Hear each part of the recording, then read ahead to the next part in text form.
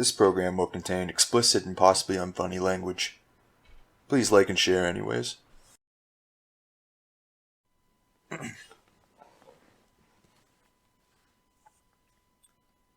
Hello and welcome to the Mad Toker YouTube page /podcast.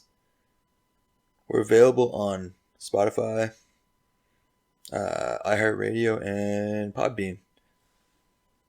And this week I am going to do a movie commentary, but this one is not a movie commentary. This one's just a little movie talk kind of thing. And so it should be a little fun. This week's topic is movies that were almost good but ultimately failed. And I'm not doing I'm not going to do that many, I should say. Bad movies, but I mean, these movies are ones that could have been good with a few plot point changes. Like, I look at a movie like Attack of the Clones compared to The Phantom Menace. And Attack of the Clones, I mean, you would have to change a lot to make that a really good movie. I think, anyway. But that could just be me. But so these ones are just ones that, they're mostly like 6 out of 5 movies, or 10, or 7 out of 10 movies.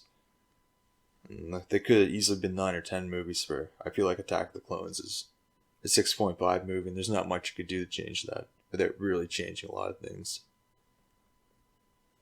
Yeah, and these are in no particular order, and Phantom Menace actually is one of the movies I'm going to be doing, but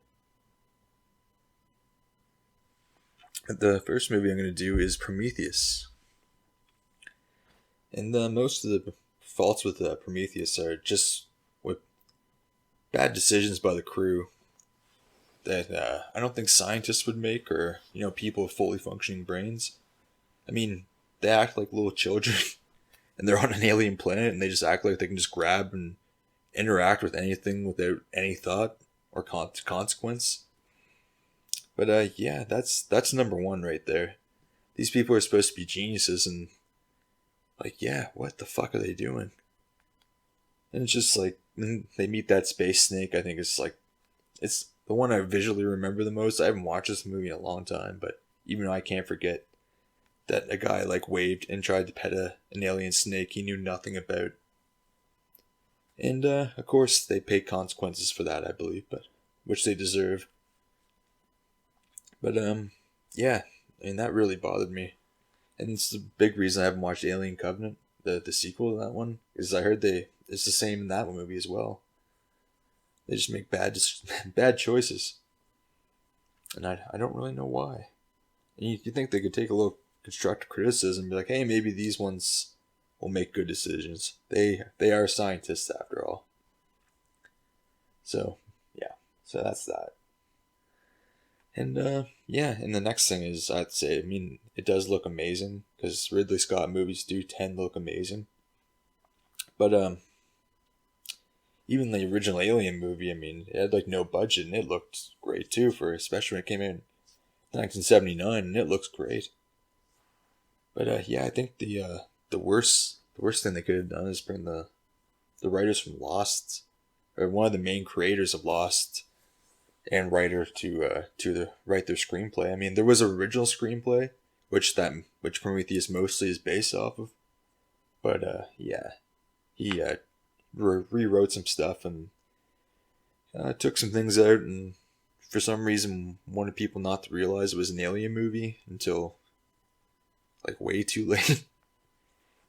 I wasn't even sure when I was watching it the first time that it was an alien movie for the longest time, until I don't know, right till the end. I was watching that movie, I'm like, wait, is this an alien movie or not? But and when it came out, when the first previews came out, I had no idea. I think a lot of people had no idea this had anything to do with Alien. I remember reading an article where someone was like, is this an Alien movie? So even some of the journalists were curious about this. I don't know. It's what Damon Lindelof does. He's the mystery box guy. It's basically his whole writing style is just throw out mysteries and answer some of the questions, or don't.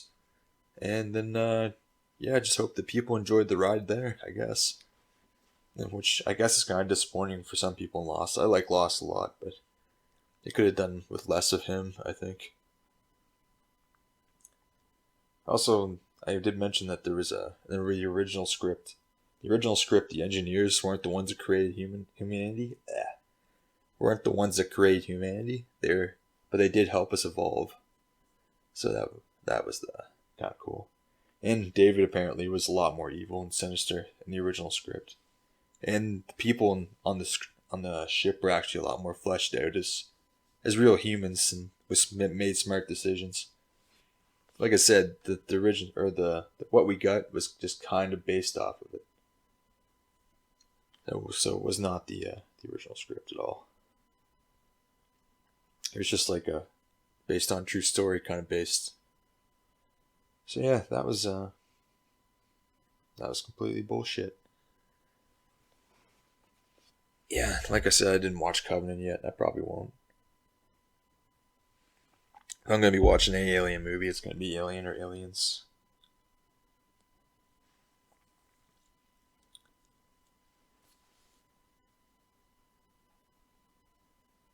Yeah. And my next movie, it's a good one. It's actually a good movie, but I'd easily give it an 8 out of 10. But this movie could have been a 10 out of 10, easy. Could have been a horror classic. No doubt about it in my mind. Even from the first preview, I thought it would be. Like I thought Will Smith might even win an Oscar for this. And that movie was I Am Legend. And yeah, it was just one of the biggest things. One of the biggest problems I had with this movie was the 3D cartoon zombie infected guys. Like, yeah, there were definitely some moments that caused like some tension and stuff, but I don't know. They just look so silly sometimes. And it really took me out of the movie where if they just used like real people and it was more like the infected in 28 Days Later, not zombies. I didn't say zombies, so don't get pissed. The infected from 28 Days Later, they looked amazing. They were terrifying. And that movie is a horror classic. And if they did the same thing in I Am Legend, that would have been pretty cool. Although they wouldn't look the same because they're infected in kind of a different way. But yeah, I just think like that would have been made the movie so much better. And we really would have connected because people can't really connect with 3D as much, especially in a movie like that. I mean, maybe a video game you could, but in a movie with real people and 3D characters that aren't supposed to be for 3D, it kind of takes you out of the movie. So yeah,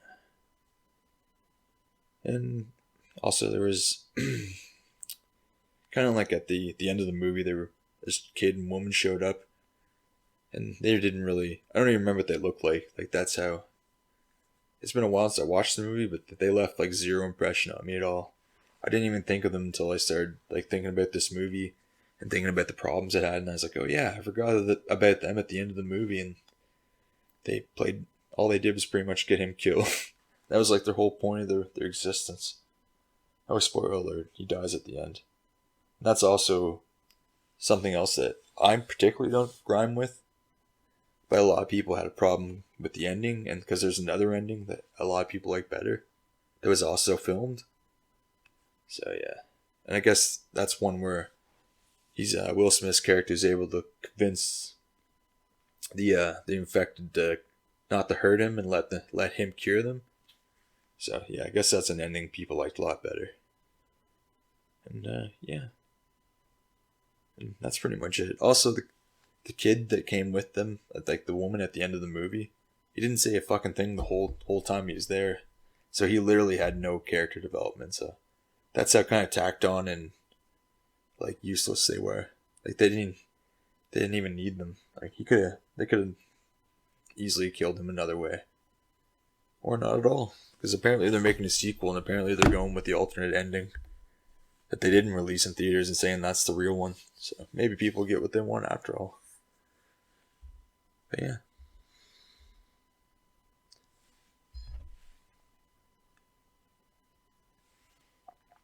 Now, my next one, man, I was like I was probably a baby when this movie came out, so I can't speak from personal experience, but I bet the hype machine was pretty high for this movie. Because the first two in the series were considered maybe the greatest films ever made.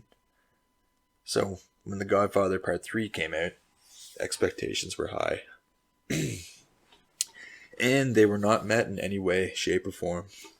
The whole movie basically was a disappointment in every way.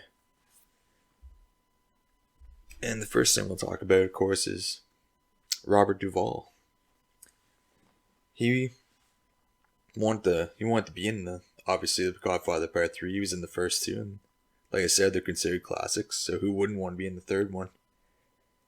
And his character, Tom Hagen, and Michael Corleone, they definitely had friction in the second movie, and that third movie is going to kind of resolve all that. Where Michael lost his two brothers in the first two movies, but Tom was kind of his adopted brother, so it kind of makes sense that would be the end of The Godfather. But they didn't offer Robert Duvall enough money, and he said no, and apparently Francis Ford Coppola was fine with that. And he even said that he didn't want Al Pacino money, but he wanted to be compensated well because he is Robert Duvall. But I guess they weren't willing to give him enough money, and I guess Francis Ford Coppola didn't want to fight with the studio, so that changed the whole plot of the movies. Completely changed from there. And then that pretty much fucked up like Symmetry, because that's probably what people want to see the most, was Michael going against one of his brothers one last time, the family and all that, which would have been really cool, I think, and I think a lot of people agree with that. But that's not what we got. And of course, strike two would be Sofia Coppola, and wow, she cannot fucking act for shit. And apparently Winona Ryder was in her role originally and she got sick, but I think I would have waited for Winona Ryder to get better before moving on to an actress who's never acted before in one of the biggest movies of all time. But that's just me. Like, that's just how I would make decisions, you know? Being practical. But she was not only a bad actress, but she was in a lot of the movie, and that didn't really make sense to me. So yeah, that's where we are with that one. And then the last thing, which is even more of a disappointment, is Al Pacino's acting in the movie. I mean, fuck, it was hammy. I mean, that was not good acting at all. Now, he was kind of getting to that point of his career where he's like turning into Foghorn Leghorn. He's like, come on now, boy, or like, I'm Al Pacino, come on, like, that kind of thing, like, Al Pacino, that's where that shit started, and, like, that was just not good, especially when you see Michael in the first two movies. He's so reserved and cunning, and, like, intimidating and intense, and, like, obviously incredibly smart, and in this one, I don't remember him being smart, but I just remember the hammy acting, and I don't even remember the plot of the movie, if I'm being completely honest. Like, that's how forgettable this movie was. The only thing I remember is that it was definitely the most violent, but it just wasn't enough to make up for a pretty terrible movie. But I mean, the movie, I think it has like 6.5 out of 10 on IMDb.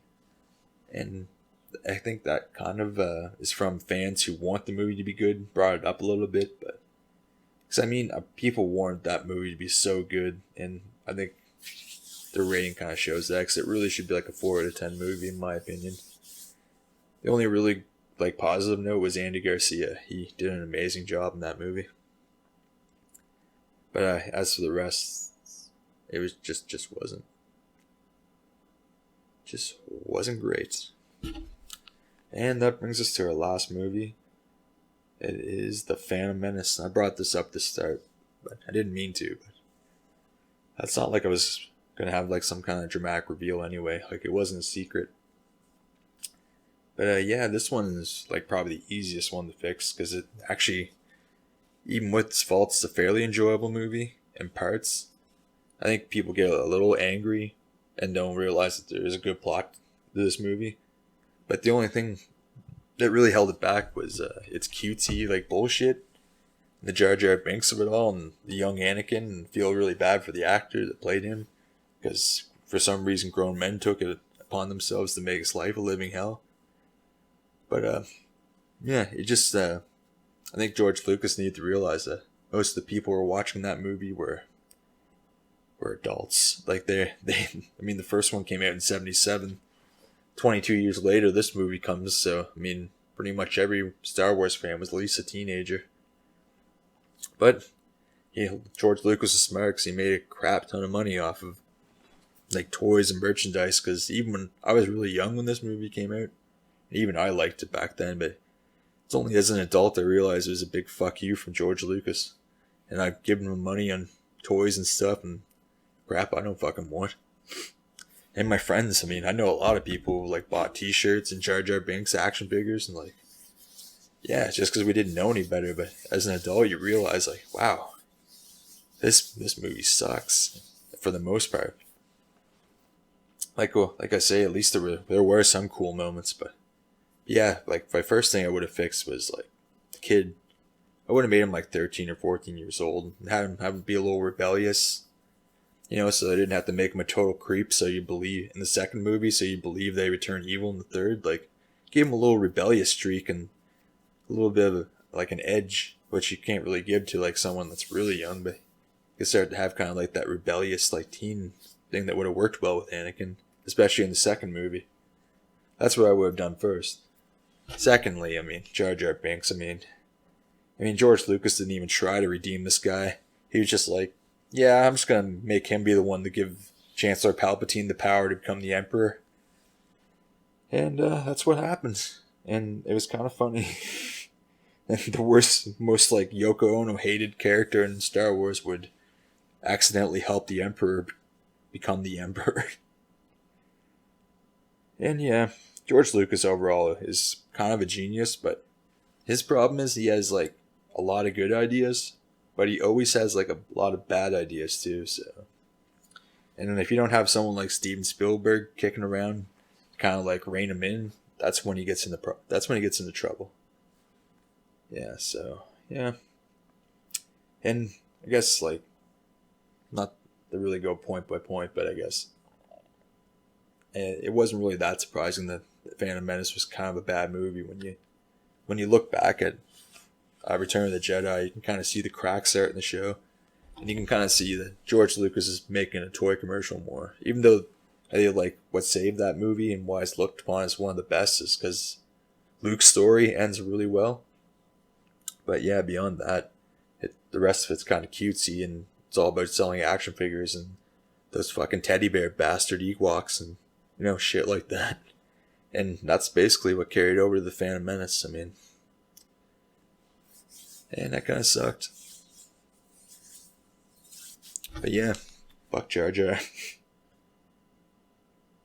Yeah, and the other thing, of course, the droid army. Like, they easily could have made them very intimidating, like closer to like Cylons or Terminators. I mean, I realize it is a Star Wars movie, but yeah. So you don't want to go full Terminator, but still, yeah, you could have had like they called them the battle hardened droid army, but they're ridiculous.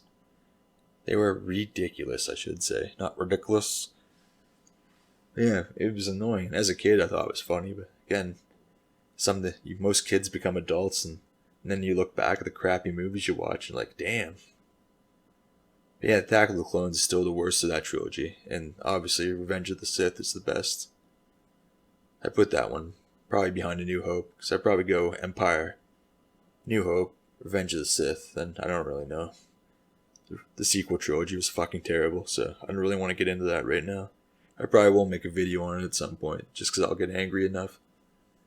Yeah, I think, thank you for listening.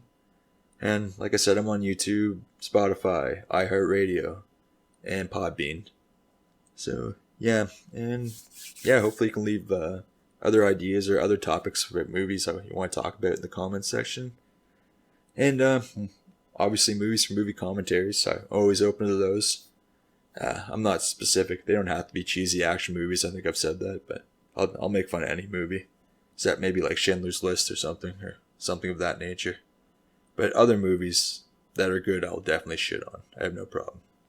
Yeah, anyways, have a good one. Thanks.